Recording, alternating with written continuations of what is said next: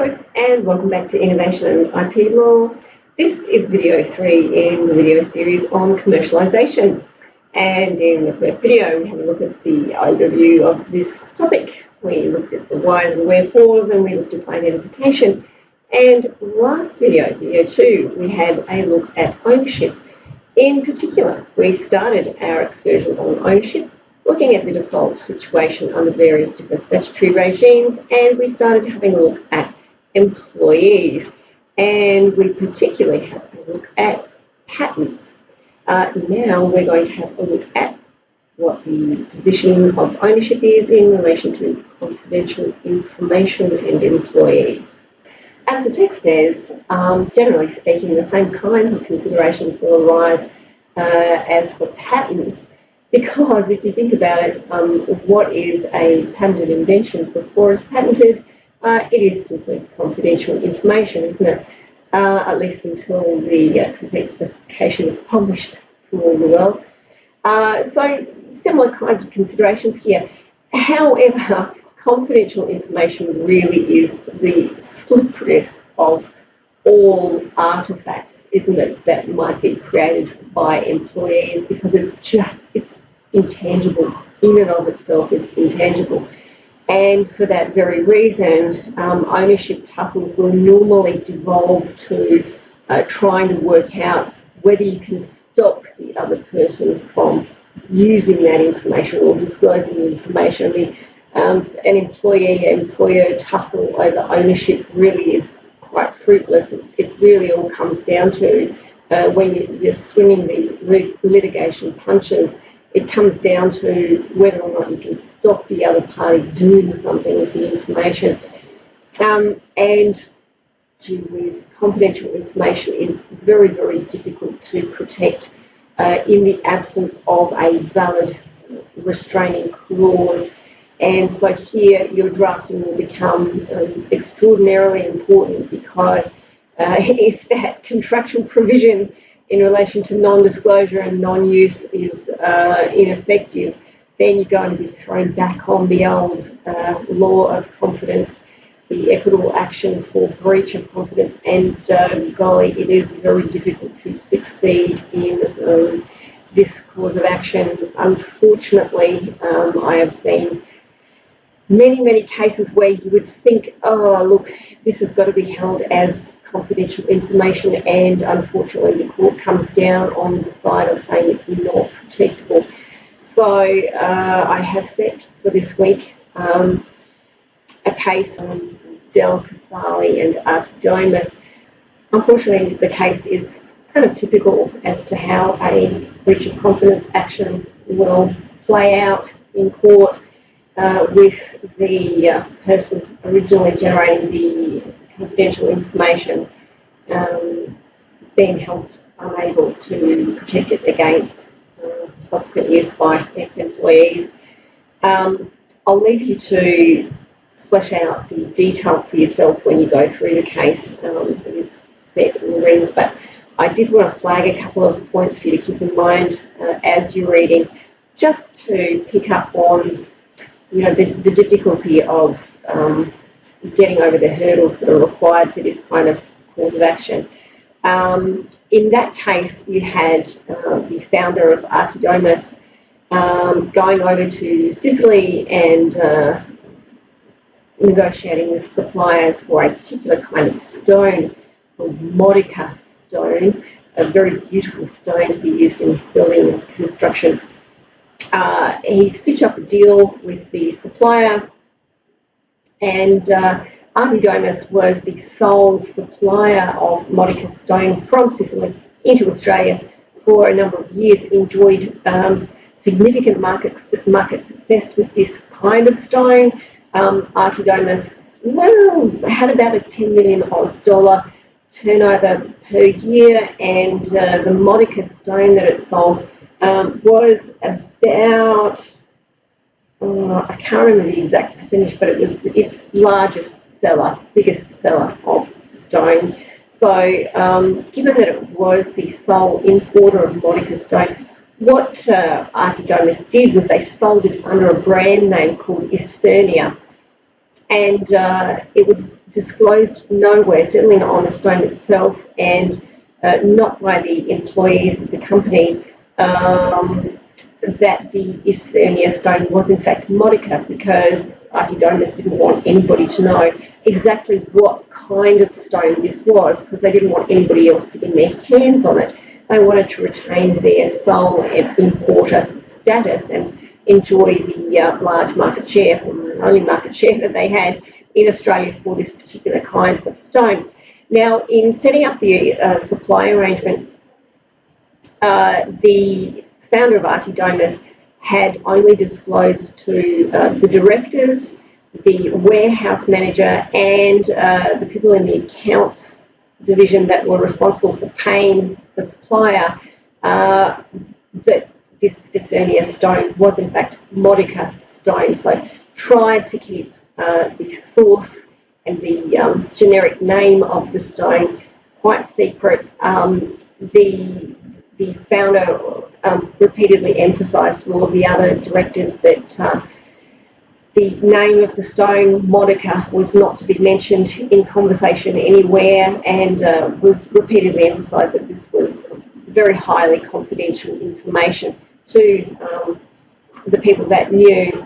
What happened was Del Casale and another fellow who were both employees and directors of Artidomus left the company, and in doing so they sold some shares that they had in Artidomus back to Artidomus.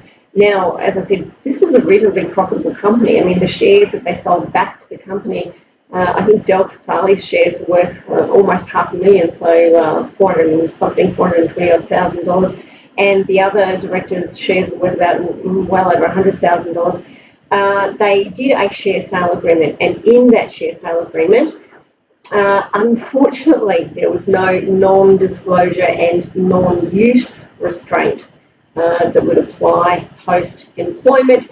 However, there was, thankfully, for the company anyway, a restraint of trade clause that was to latch onto Del Casale, and he was not to compete with the company for a period of 3 years.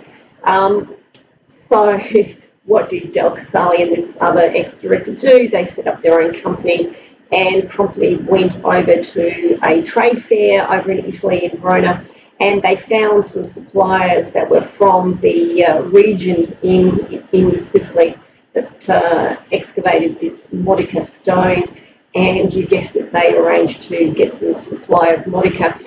They got some samples over to Australia, and then at that point, unsure how Artidomus found out, but it certainly did find out, and applied for an injunction very shortly thereafter.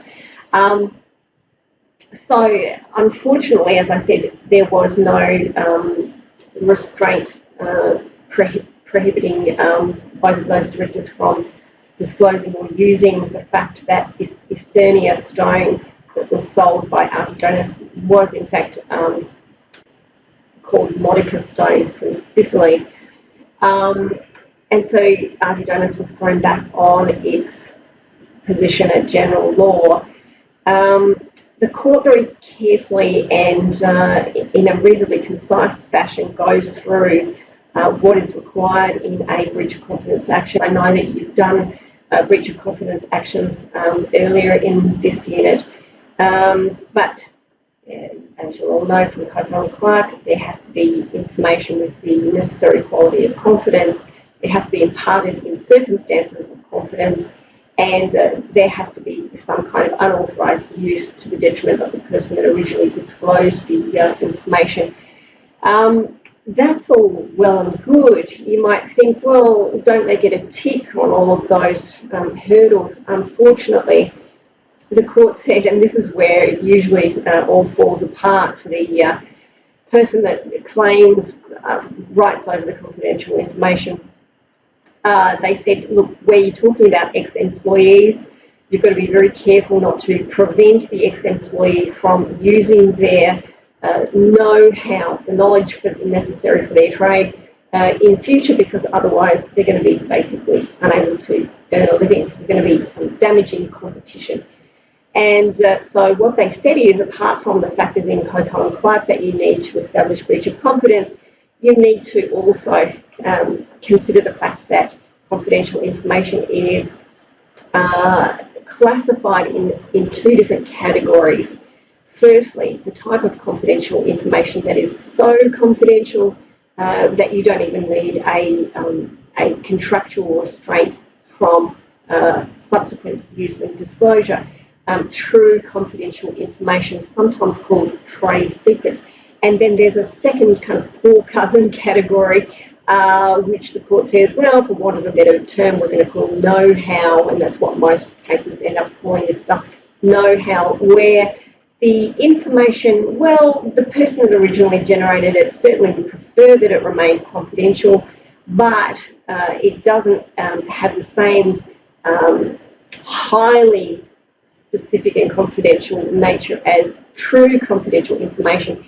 And more to the point, this poor cousin know-how is bound up, intertwined with the employee's general knowledge that they need to go on with their trade, their general know-how. And where the information is bound up with the ex-employee's know-how, the court will be very, very loath to stop them from using it. And they said here, well, you know, what are we going to do? What would be the effect if we actually did call this true confidential information? Well, it would have meant that these directors lobbed over to Verona at the trade fair and had to go around looking at all the various different types of stone that were on offer there, somehow blotting out of their memory that the old Icernia stone that Archidomus sold was Modica stone. I said it's all a bit of an artificial exercise. Really, they came down on the side of this being information that was just information bound up with those ex-employees' know-how and therefore not protectable without a specific non-disclosure or non-use contractual restraint. The only joy that Archidomus really did get was, as I said, there was a non-compete clause, good old classic restraint of trade kind of clause that Archidomus had imposed on Del Casale, and that was reasonable. It was to protect Archidomus's legitimate interests. It was reasonable amongst the parties, reasonable in terms of public, all of those factors that that would have weighed on the court's mind. And they said, look, we're going to enforce that restraint for 3 years against Del Casale, and what he had done was breach that restraint. So I guess there's more than one way to skin the proverbial cat, an awful phrase. And so the Archidomus didn't walk away completely empty-handed. They did at least enforce that covenant against Del Casale. But, well, it certainly had cost them a lot of time, money and anguish in getting that far, and query how successful it would have been against the other director. There was no contractual restraint against them in terms of non-compete. So, as I said, unfortunately, that is the way that breach of confidence actions often go. Another area where breach of confidence actions go wrong is in the Smith-Kline French decision. Gummo had held, Justice Gummo held that if you're going to try and protect confidential information, also it has to have reasonable specificity. Often it will fall down for the person that's trying to protect it being unable to specify or describe the confidential information in terms that are sufficiently specific for the court to be able to go ahead and protect. They're usually the two big ticket ways that these causes of action fall down. So that is breach of confidence. Particularly have a look at paragraph 48 that sets out the factors that will weigh on a court's mind when they're talking about determining one of these kinds of cases. So have a look at Del Casale and the unfortunate Modica stone situation. So that's confidential information. And last but not least, we need to have a look at copyright. And the situation with copyright and employees is, as compared to both patent and confidential information, supremely simple. Section 34(6) of the Act states that where a literary, dramatic or artistic work, to which neither of the last two sections applies, or musical work is made by the author in pursuance of the terms of their employment by another person under, here we are, those magical words, contract of service. So contract of service relates to employees, contract for services relates to consultants. So if they're under a contract of service and they are an employee or they're an apprentice, that other person, that is the employer, is the owner of any copyright subsisting in the work by virtue of that part. So super duper simple. If you're an employee and you create a copyrighted artifact within the terms of your employment, it will be owned by the employer. Pretty much like the situation under patent law, if it's outside of the terms of your employment, then you may well own. Okay, so that is the main statutory and regimes in terms of employment and a bit of confidential information thrown in. Let's now have a look at the final category, final set of issues that you need to consider when you're talking about employees and ownership. As I said at the beginning of the discussion on employees, the Hollis and Babu factors are very useful because they also flag items that you can consider that might weigh in a court's favour in terms of it coming down on the side of the person not being an employee, but instead being a third party, a consultant or a contractor, someone engaged to work in a contract for services. They have services that they can supply, and the other party is engaging them in a contract for services. Things like if you're in business on your own account, if you're charging the other party GST, if the other party is pretty worried that you're going to have sufficient workers' comp and public liability insurance, then you're not going to be an employee. The freedom, degree of freedom that you have in choosing your work and working for others, and the old issue of delegation again. As I said, refresh your memory on Hollis and Babu because it's a very useful case in terms of ownership tussles. If the Hollis and Babu kinds of factors would indicate that they are a third party rather than an employee, then they are going to own the work. Why is that? Because all the statutory regimes certainly say the first owner or creator, the first inventor, will own the fruits of their creating or inventing.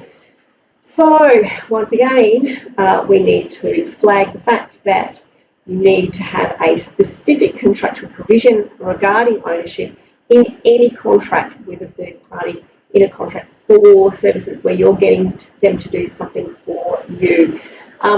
One area where this really crops up quite often is in software development, and quite often the person that's developing the software might get someone else to write some code for them.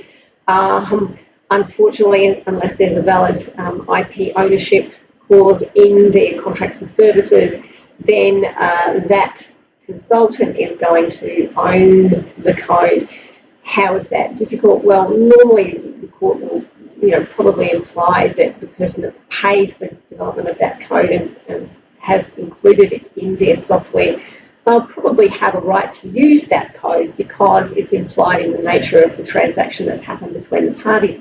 Where it really gets sticky is where you are then trying to commercialise that software, because if you are trying to commercialise the software and you don't own that source code, then unfortunately you're going to have to negotiate with the person that wrote the code to license the software package out to other people or to sell it. So that's a really common problem that crops up in practice. Another aspect of this discussion that the text doesn't really go into, but something that crops up sometimes in practice, is the issue of directors. Now, whether directors are third parties so far as the company is concerned, or whether they are employees, will be a question of fact. And so what you need to do is have a good hard look at the arrangement between the company and the director to try and work out via those Hollis factors, Hollis and Babu, whether the director has been engaged by the company just as an employee, and what the terms and conditions of their employment contract are, or whether the director has been engaged as more along the lines of a consultant, in which case they will own the intellectual property that they create while they are a director of the company. So, I go through a scenario in the study guide this week that talks about what I call a company I had as a client.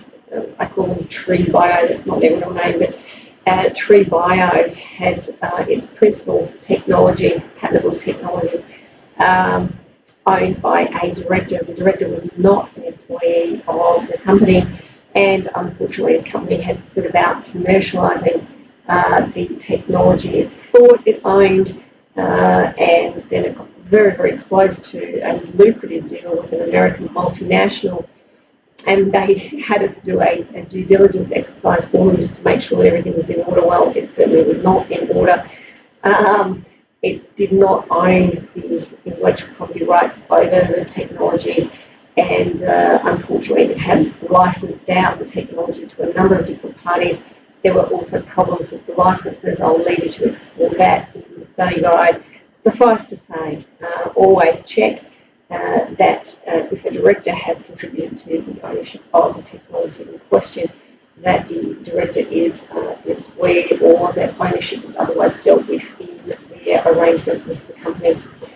So that is ownership issues, as I said, often a fly in the ointment, and it can be a bit of a tricky one.